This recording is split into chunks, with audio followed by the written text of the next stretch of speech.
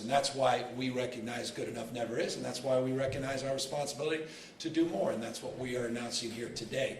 A statewide requirement for in-person instruction for all of our children to add to a well-established list that currently includes 10 vaccinations and well-established rules and regulations that have been advanced by the legislature for decades, to add to that list the vaccination for COVID-19.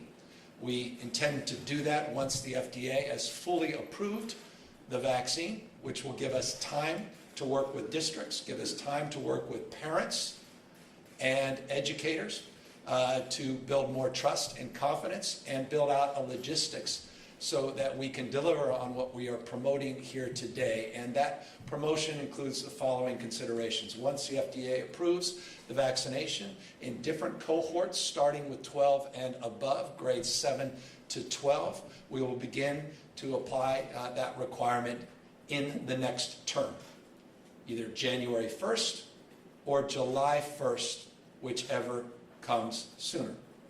Concurrent with that, we also want to see all of our staff, paraprofessionals, not just teachers, bus drivers, custodial staff, and the like, the folks that really make the school system operational, also see them get vaccinated as well.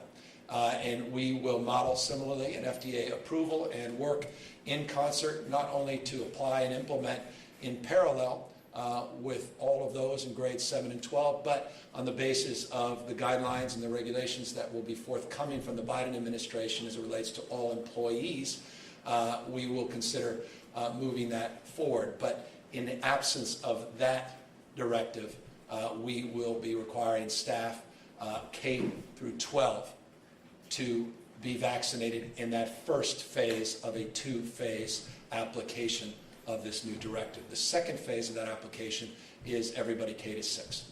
Again, that will be months away. Currently, we have in the state of California administered at least one dose to 63.5% of all of our young cohort ages 12 to 17.